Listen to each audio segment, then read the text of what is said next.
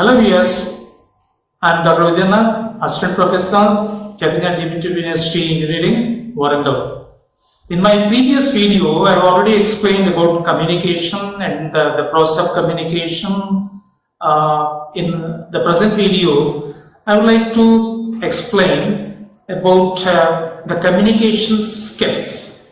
As I mentioned in my previous video, communication is nothing but sharing our views, sorrow, suffering, everything.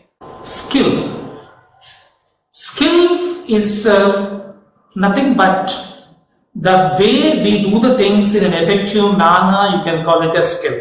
For example, once my wife was sick and she asked me that I should prepare roti for her.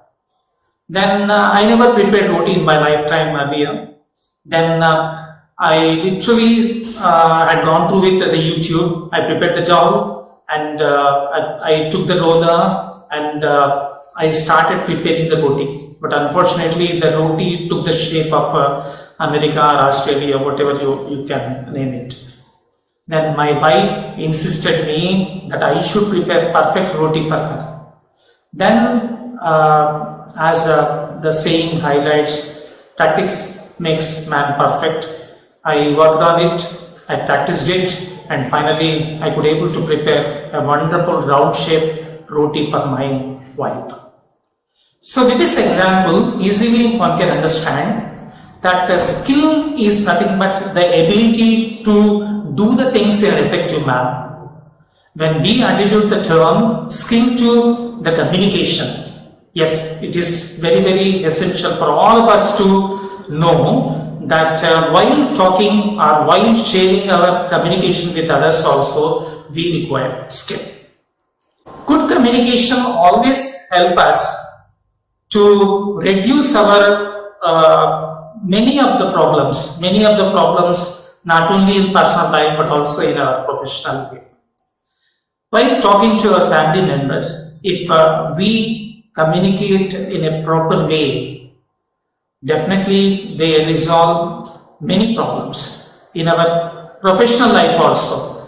In our professional life, we generally meet with several people. Some of our colleagues, sometimes we meet our students, sometimes some unknown people. And while talking to them, generally we follow the formal way of speech.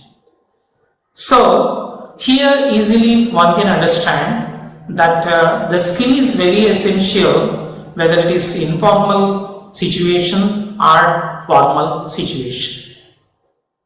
As I explained already in my previous video, that the root word of communication is from the Greek origin, meaning is nothing but sharing, and in Latin the root word of communication is communicatus. I even explained in my previous video that we live in a society, we live in a community. So it is essential for us to maintain wonderful relation with other people, otherwise we cannot sustain. Because if we feel that I don't need anybody's help, I don't require anybody's presence, and I can live alone in this physical world, if we feel like that, it is absolutely a wrong notion, I can say, because right from the morning when we wake up from the bed, the paste is prepared by somebody else, then the water being supplied by somebody else, the power, the fridge or the AC or the TV which we watch the different programs, nothing but prepared by somebody else. So in that way, easily one can understand that without others' help, it is very difficult for us to sustain in this physical world. Sharing is nothing but exchange of information, and it is absolutely two-way process. One is passing the information and the other one is receiving the information. I already mentioned in my previous video while explaining the process of communication, nothing but ideas we get, and in order to communicate these ideas, we encode them as per the logical order, and transmission and how it to be passed to the receiver of the communication generally the medium, nothing but whether it is written medium or whether it is oral medium, we decide particularly at the third level of the process of communication, nothing but transmission, and the receiver is nothing but the decoder, and he decodes the communication whatever been sent by the encoder. And the feedback I already explained in my previous video, that based on the feedback one can understand whether the communication is really successful or not. The significance of communication day-to-day life, we meet different people and we encounter different situations in which sometimes we write and sometimes we speak. With the help of communication, we better understand and we even can connect with the people around us. It is very essential that we all need to pay attention on the formal way of speech. The formal way of speech is very, very essential while talking to other people. If we communicate in an informal way with other people, then sometimes it may lead to some conflicts. Lack of communication leads to conflict, and sometimes it even leads to the frustration both in personal life as well as in professional life. If we speak, if we use informal language with the other people, which demands actually the formal speech, then ultimately it reflects on our professional life sometimes. If while talking to the boss or maybe the head of the institution, we need to switch on to the formal way of speech. In such circumstances, if we switch on to the informal speech, that affects our professional life. The types of communication is of 4 types. One is listening, second one is speaking, third one is reading, and fourth one is writing. And these 4 skills are known as LRSW skills. L stands for listening, S stands for speaking, R stands for reading, and W stands for writing. The same order we all need to follow. We cannot deviate from the order here, because the order LRSW has a close connection with our lives. Let me explain about it. Listening is the first skill in our lifetime, because right from the minute that after our mother delivers us, we start listening. The baby already habituated to listen the heartbeat sound of the mother when he or she is in the womb of the mother. She is very familiar with the heartbeat sound. That the reason, after delivering the child, the baby, after completing the birth, generally the nurses, they wrap the baby in a smooth clothes, and they keep the baby, the two on the left side of the mother, because the baby cries immediately after the delivery, because as per the medicinal science, the baby feels that she is totally detached from her beloved one, nothing but mother. That the reason, after completing the birth, then the baby usually by the nurses, generally keep the baby on the left side of the mother, so that the baby can hear once again the heartbeat sound of the mother, as the heart lies on the left side of our body. Then the baby sleeps absolutely comfortably, and she enjoys the sound sleep. Listening is different from hearing. Here, it is very essential for all of us to understand the difference between these two. Listening is voluntary effort, whereas hearing is absolutely an involuntary effort. Listening. The voluntary effort means we need to prepare ourselves. For example, the student in the classroom is supposed to listen the lecture, whatever being delivered by the lecturer. In that case, the student need to sit in a proper posture, and he or she need to maintain eye contact with the speaker, nothing but the lecturer. Then absolutely whatever being delivered by the lecturer can be reached to the eardrum of the listener. This you can call nothing but as a voluntary effort. We need to prepare ourselves to get the content, whatever being delivered by the speaker. In the case of hearing, it never happens, because while sleeping also we hear many sounds. If somebody, maybe just I want to give an example, nothing but the milkman knocked at the door. While sleeping also we can hear the knocking sound of the door. This is the difference. While sleeping, while in an unconscious state also we hear many sounds. Sometimes it is clearly audible to us, it is not listening. The rotating sound of the fan, or maybe the sound of the dragging chair, it comes under hearing but not on the name of listening. This example clearly, easily one can understand the difference between listening and hearing. We need to prepare ourselves with listening, and without any preparation, whatever is audible to us is nothing but listening. Types of listening. So listening is of many types. Here I would like to highlight few types of listening which are very, very essential for all of us to understand the different types of listening. The first one is passive listening, and the example for passive listening is nothing but the classroom, the best example. Naturally, classroom consists large number of students. When the lecturer starts the lecture, few students, maybe 60% of the students may be attentive.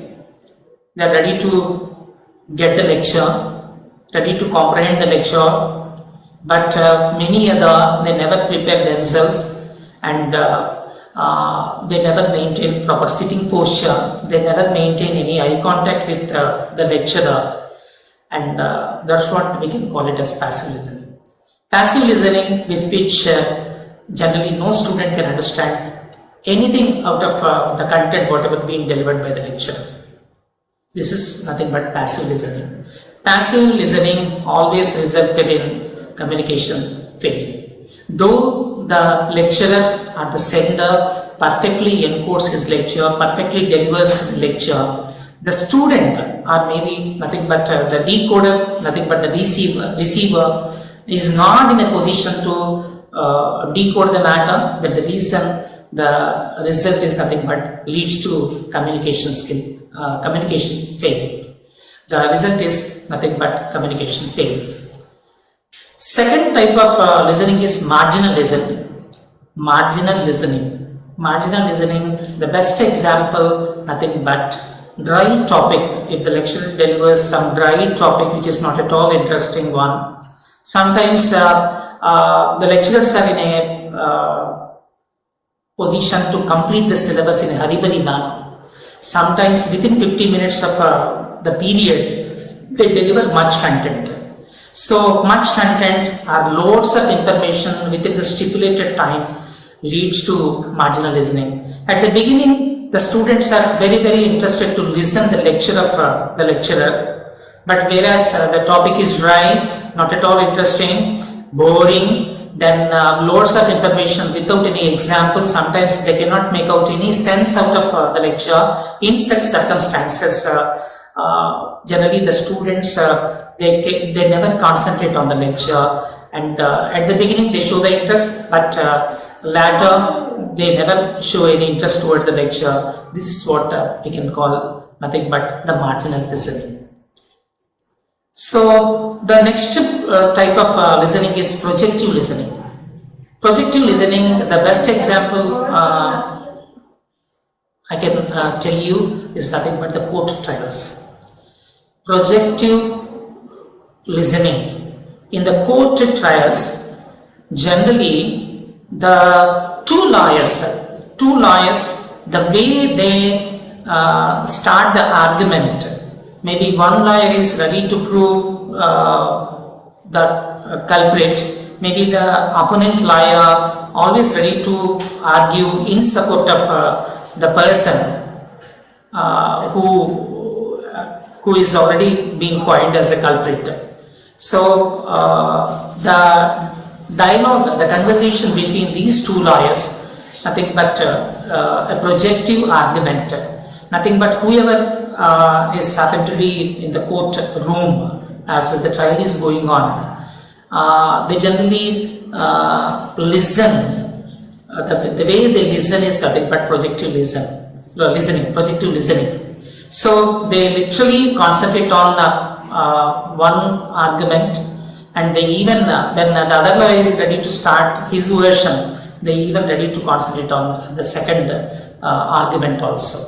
This is the best example of projective listening, because the listener is in an attentive manner. The way the argument is projected, the person maybe as a culprit, maybe the other person argument is not to project him as a culprit, is nothing but we can understand it as projective listening. Then the fourth variety of listening is nothing but sensitive listening. Sensitive listening, the best example I can tell you is doctor and patient conversation. If any person literally had some problem and met with some doctor who had already even undergone with a number of tests, and reports are ready, reports are in the hands of the doctor, and the patient is in front of the doctor is literally going through with the reports. At that moment, just imagine and visualize the position of the patient. They are very eager, enthusiastic to know the result of their reports. They are unable to sit properly, and they never maintain eye contact with the doctor. Their total concentration is on the lip movement of the doctor. They never concentrate on the eyes of the doctor, because they are eager to know, eager to get what exactly that the doctor is going to speak about their problem. That's what their enthusiasm and their interest lies in it. So they concentrate on the lip movement of the doctor, and the patient literally concentrated on the listening, which is nothing but sensitive listening. And at that moment, if you drop the pin also, it is audible to the patient. Pin drop, silence in the room, and doctor is about to explain the problem to the patient, and the patient literally concentrated on the lip movement. Though the doctor is not ready to raise his voice, though it is absolutely in a moderate way, every word, every sentence of the doctor is clearly audible to the patient. Here, this example, we can call it as sensitive listening. Sensitive listening, I'd like to give one more example. While talking to our friends on phone, sometimes we unconsciously switch on to the sensitive listening. If any keen point the other person who is on the other side is ready to share with us, at that moment, unconsciously we switch on ourselves to sensitive listening. And the last type of the listening is active listening. Active listening, I can tell you the best example is classroom. As I said, the students are supposed to sit in a proper way without bending their back, and they need to sit properly, and they even need to hold a pen in one hand, maybe to write some content on the notebooks, whatever they want to write on it. Then they need to concentrate on the lecture. They need to maintain eye contact with the lecture. And sometimes in the classroom, some students, we usually call them as active listeners. They generally write running notes. So the entire 50 minutes class, whatever the content being delivered by the lecturer, they never write the 50 minutes content. Whatever being delivered, whatever they are able to listen, whatever their mind is ready to comprehend, what exactly they understood, and they even ready to write some running notes with some points, number 1, number 2, number 3, like that. They usually write some running notes. So once the class is over, after going home, if the student is ready to literally remember whatever he already listened in the classroom, if they go through with the running notes, whatever has been written by them, easily they can recapitulate the content, whatever already been delivered by the lecturer in the classroom. Here I would like to tell you the characteristics of the good listeners. How we can identify the good listeners? Easily one can understand with these examples. Active listeners always pay attention on every point.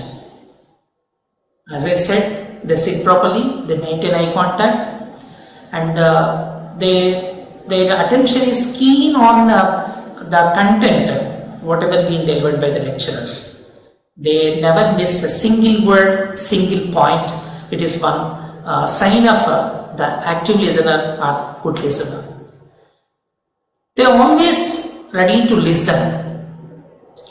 As I said, in the types of communication, if the topic is dry, if the topic is boring, and lecturer is not ready to furnish any examples to make his lecture effective, resulted in some students, they just ignore the lesson,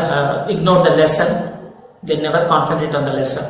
But the good listener, though the topic is dry, they purely maintain their attention on the listening part, listening the communication. They never miss not even a single word. Another important sign is they never disturb the speaker. They never question the lecturer without any reason. They never pose any question while the class is going on. They literally keep their doubt in their mind. Once the lecture is over, lecture is completed, then if the lecturer literally asks them to pose some question, they wait for that moment and they generally pose the questions. Some students intentionally wish to disturb the flow of the lecturer by raising doubts unnecessarily.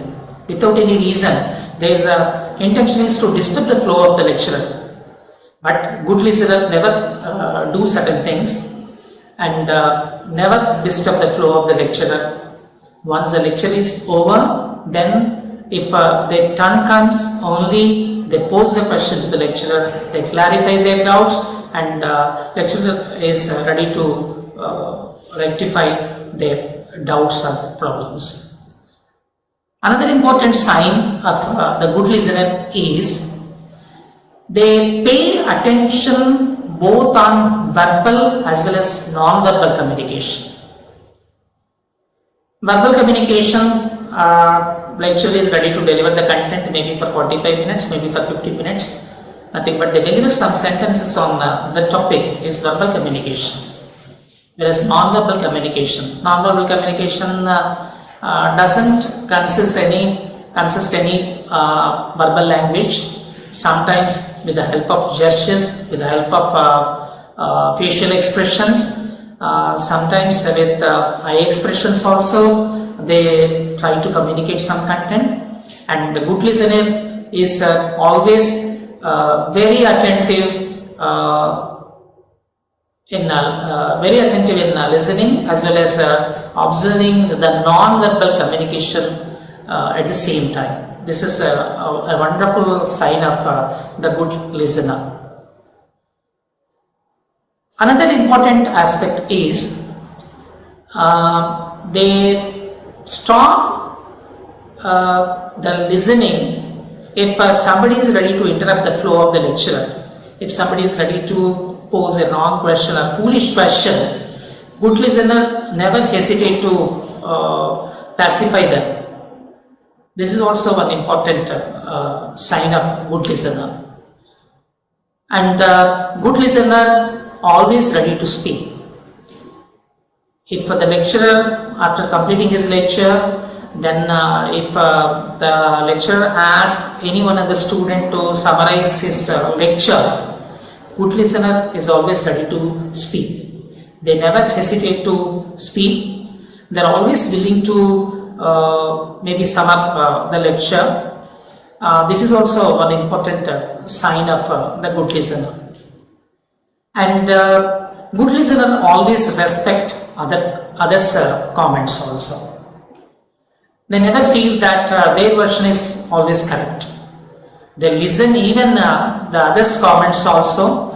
If any person's comments are really worthy enough to consider, and they never hesitate to appreciate them. They respect their comments, they give value to their comments, and they are ready to accept their version also.